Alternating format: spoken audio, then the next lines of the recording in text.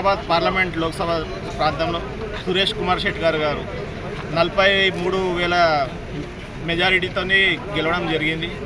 దీంతో అర్థమైంది ఏంటంటే ఒక కార్యకర్త నుంచి ఎదిగి ఎంపీ స్థాయి దాకా రెండోసారి మళ్ళీ గెలిచినందుకు మాకు కృతజ్ఞతలు ఖర్చుపెట్టినా కూడా ఇక్కడ ఏదైతే రేవంత్ రెడ్డి గారు మన బహిరంగ సభలో చెప్పిర్రో సురేష్ శెట్టి గారి నిజాయితీ వైపు అవినీతి దోచుకున్న పైసల నుంచి బీజేపీ నుంచి బీవీ పాటిల్ వైపు ఎవరిని గెలిపిస్తారని ప్రజలను అడిగినప్పుడు అది క్లియర్ కట్గా రేవంత్ రెడ్డి గారి ఆదేశాల మేరకు పబ్లిక్ కూడా దానికి కరెక్ట్ రెస్పాన్స్ ఇచ్చారు.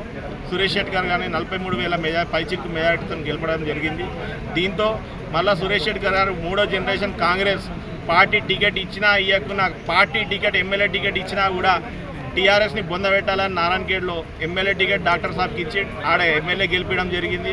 మళ్ళీ ఇప్పుడు ఎంపీ టికెట్ పార్టీ సాక్రిఫైస్ చేసినందుకు ఫస్ట్ లిస్ట్ అనౌన్స్ చేసి దానికి సాక్రిఫైస్ చేసినందుకు ఎంపీకి కూడా 100% పబ్లిక్ సురేష్ శెట్టి గారి రిలేషన్స్తో 43,000 పైచిలతో గెలవడం జరిగింది. కాబట్టి పబ్లిక్ అందరికీ కూడా కార్యకర్తలకి 7 నియోజకవర్గ కార్యకర్తలకి కాన్స్టిట్యున్సీకి మళ్ళీ ఎమ్మెల్యేస్ ఎవరైతే ఉన్నారో ఎమ్మెల్యేస్ కంటెస్టెడ్ ఇప్పుడున్న ఎమ్మెల్యేస్ అందరికీ మా ఒక హృదయపూర్వక ధన్యవాదాలు తెలుపుతూ సెలవు తీసుకుంటాం. Hi everybody, this is Kireeti Damaraju.